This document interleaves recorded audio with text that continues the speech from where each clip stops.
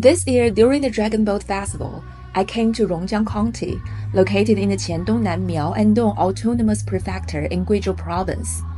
You might have heard of this place because of the viral sensation called the Village Super League, or Cun Chao in Chinese. But recently, it's been in the public spotlight again, all because of a devastating flood. In Cun Chao, the most eye-catching moments weren't just about the competition itself. Whenever a village team played, villagers young and old would show up in full ethnic dress, beating gongs and drums, handing out free local snacks to the crowd around the arena. The football field would then transform into a stage showcasing each village's specialties and cultural traditions. The mountainous Guizhou is the only province in China without a single stretch of flatland.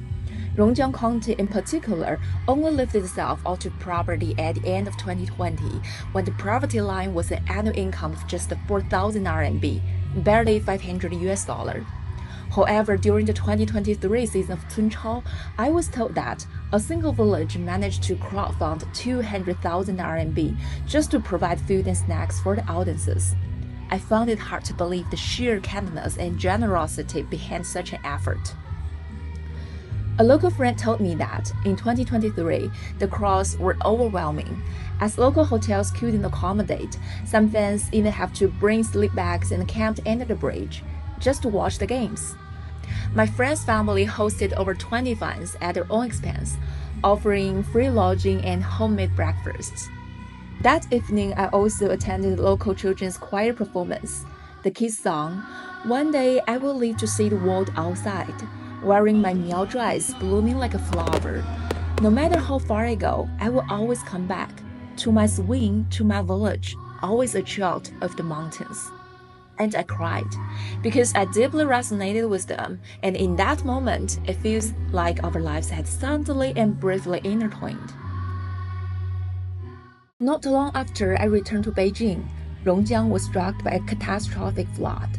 But I also asked myself, should I still release this happy and light-hearted video full of festive vibes? Would it come across as watching the fair from across the river, indifferent and emotionally distant? But then I thought, when the flood water recedes, these same people will return to their roles as Cun Chao players, civil servants, farmers, small business owners, content creators, dads, brothers, and sons. Their stories deserve to be heard and remembered because it's people like them who make Cun Chao what it is. Welcome to the first episode of Keeping Up with China. Today we journey to Rongjiang.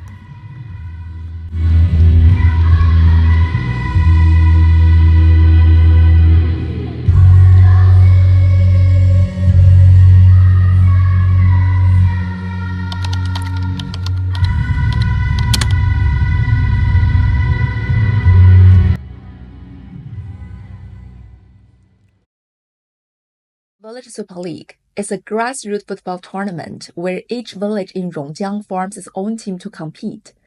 Since its launch in 2023, it has entered its third season with over 100 teams representing 100 villages participating this year. Did you hear the loud noise? I'm on the way to the stadium to watch the football competition, which is called Village Super League, or Cun Chao in Chinese. So particularly, they are all part-time players, all local villagers, and one team represents one village.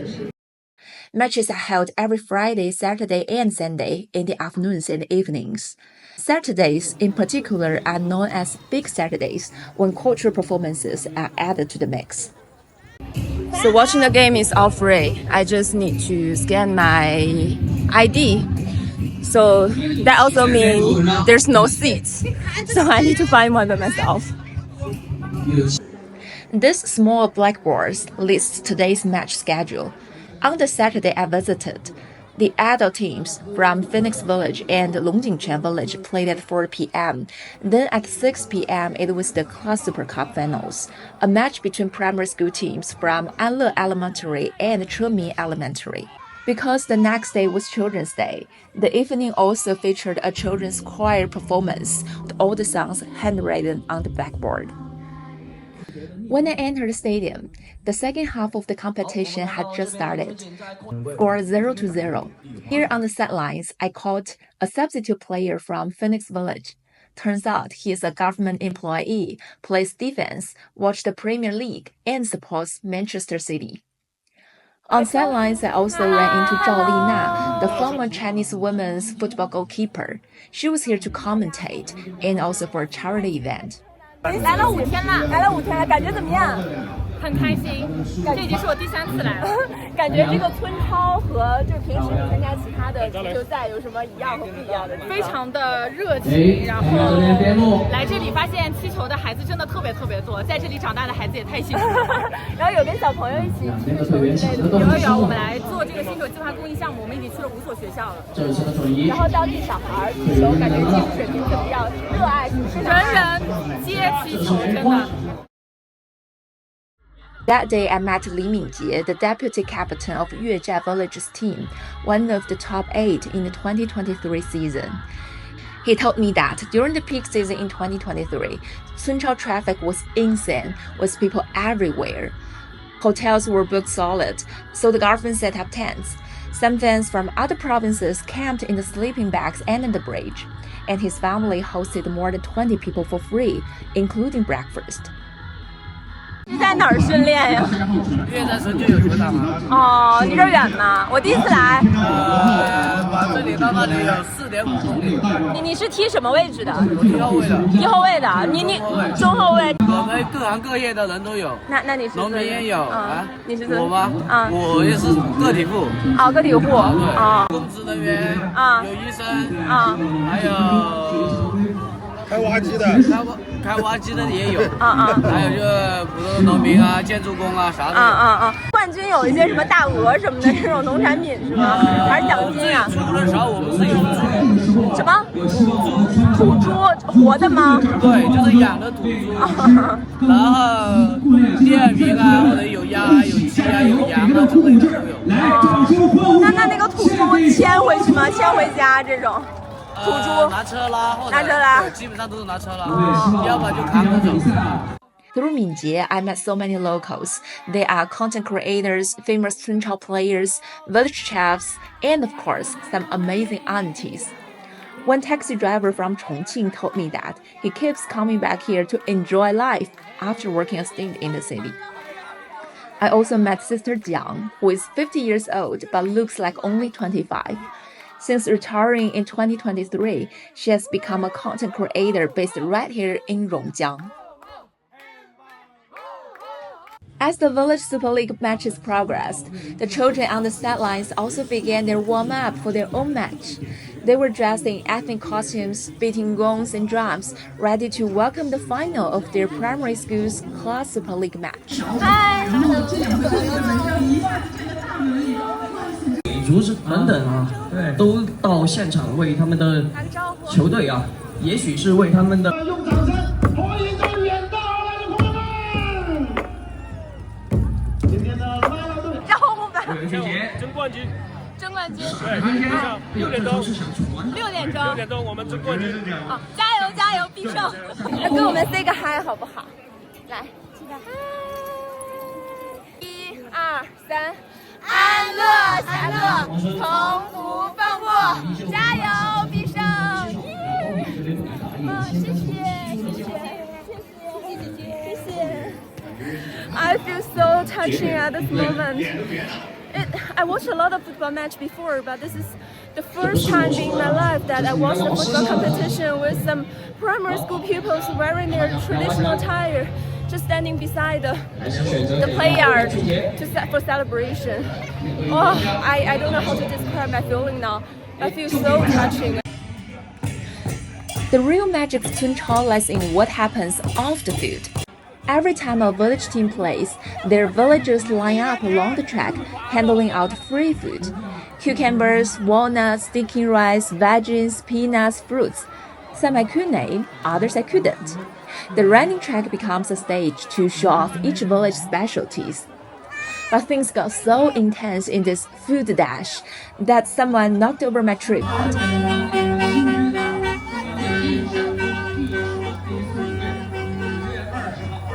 This giant binary, Balu village walnuts, plump and delicious.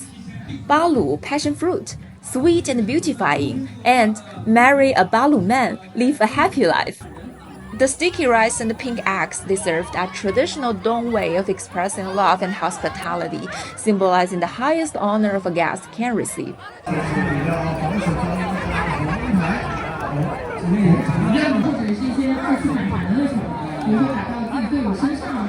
那我拍摄什么都没有抢到，然后当地人给我的。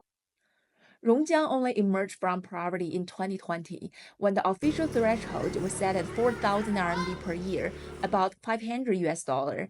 And yet, during one Cun Chao season, a single village managed to raise 200,000 RMB just to provide fruit snacks for fans. Sister Jiang, the retired self-media practitioner, told me many touching stories.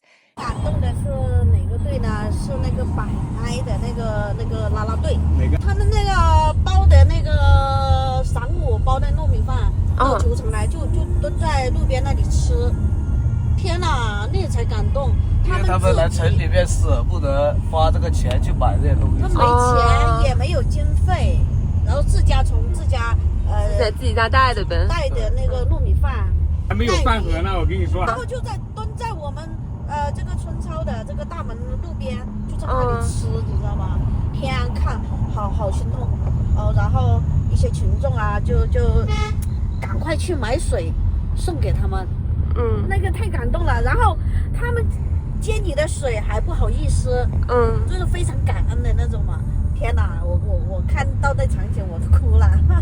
但是你说他们出来就是参加这个村超，他也不是为了赚钱，对，自己搭路费，然后能省点就省点，就是为了我们村的荣誉我们村也能够到县城去亮相了我们村也有这个球队，我们村也有这样的少数民族服装，让县城的人看到我们，就是那个自豪感、荣誉感。然后演出完了，半夜11点过12点钟，然后又回村，你知道吗？连夜回去，太感动了。That evening, we watched the Class Super Cup final together. Anle Primary School ultimately lost to Cheming Primary School 4-5 in a penalty shootout. After the match, the captain of Anle Primary School couldn't stop crying, and behind the camera, my own eyes were welling up too. Honestly, I really want to go up and give them a big hug, but I hesitate, worried it might feel a bit abrupt. 加油，下车没有积分啊，没事啊。你们很棒啊！没事，很棒啊，踢得很精彩。不错。Another friend I met here is Jin Gui. He's Minjie's good friend and later become my friend too. He used to work at an MCing company in Hangzhou, and last year he returned home to run an agricultural business, and his younger brother Lu Jinfu is the most famous football star at Village Super League. In 2023, he scored 14 goals, second in the top scorer chart. In 2024, his team, Dangxiang Village Football Team, won championship. Meeting them felt like one of my most special memories in Rongjiang. 那你之前念书的时候在哪儿啊？我在杭州，就是我在杭州待了7年时间。然后就是去年9月份的时候我才回来的，因为我弟刚好是球员嘛。然后就是因为他踢球，因为我们家庭也不是特别好，我就回来助力一下。然后就这么一个机缘巧合，然后就回来了。然后回来就一直在做这个事情。主要是我们这边很多土货、沙货，像比如说像我们这些蒜头啊，其实在外面这些都是买不到的，所以我们就是说想回家来帮我们这些父老乡亲，他们就是把它拿去给有需要的人，然后呢也给他们适当的减轻一点生活的压力。At Jinggui's home, I also learned more about his brother. Jinfu is the most well-known player in the Village Super League. Everyone knows his name. 大家好，我是陆金福，我是从小学4年级开始，我踢的位置是边锋。那个时候踢边锋？对，从小就踢边锋的。然后就通过训练吧，然后就被省会的学校，然后我们就几个就被选拔去踢球去了。然后就边学习边踢球，然后后面就升高中的时候，然后就偶然嘛，然后就又回到了榕江，然后在榕江一中上学，然后就刚好就那个春操就举办，然后我们就为村里面出战嘛，为村里面争光，然后就偶然的就爆火出圈了。当时就是去省队的时候，其实那个时候是想踢联赛的嘛，就是走职业的道路嘛。那时候确实是有想法。我这个一级运动员真是20年的时候，然后入选了校园足球国家队嘛，然后颁发的。就入选了，就是那还是很厉害了。拜仁的教练，然后就来选，就选出了3个，然后就评了这个一级，还可以去德国学习的，但是疫情嘛，刚好20年有疫情，对，就取消了。要能去德国拜仁很厉害啊。对。但是有一个3个月还是半年的这个回去训练，要训练的好的话，基本就在俱乐部待了，但可惜有疫情。有点可惜。而且足球运动员还不像别人，就是你的身体可能素质条件最好的那几年，就那几年了，就碰上疫情就碰上没办法。我听说你是有升到那个清华那个上升吗？去年的足球没考好嘛，然后就错过了。足球没考好。对。然后今年就求稳了。然后但今年的足球考得特别好。那多遗憾呢。对。广西师范，你就胆去广西师范，不再试一试行吗？对，不敢试了，复读1年了。Off camera, Jingui shared something that really moved me. When he returned home, all he wanted was to help his brother pursue his dream of becoming a professional football player. Jinfu needed new football cleats every 1 or 2 months, 1,000 RMB per pair. He said for someone in Beijing or Hangzhou, that might not sound like a big money, but for a small town like Rongjiang, it's a big deal. So he came back home, hoping to support his brother the best way he could. Mingjie said something that I haven't been able to forget. He said, I always thought that living deep in the mountains, I was the one curious about your big city life, but I never imagined that you, Yating, would be so curious about ours as well. Honestly, even though I didn't stay long, I felt a deep connection with the local people. One night, Jingui said, ever since I came back, people only call me Jinfu's brother, but who am I, really? Beyond that label, who am I? In that moment, I looked calm, but honestly, I was deeply moved inside. In that moment, I felt our hearts were truly connected. That day, the Village Super League ended with a children's choral performance. It was the night before Children's Day, and the kids from local schools sang their hearts out on the stage. It felt like they were singing straight from the soul.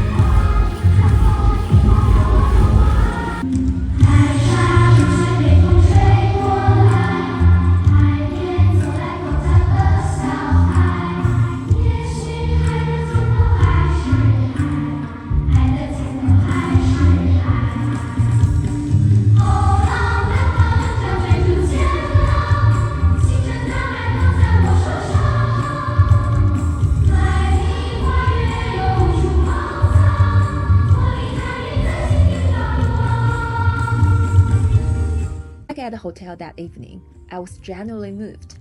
I felt human again. In that moment, I even felt a bit jealous of their lives.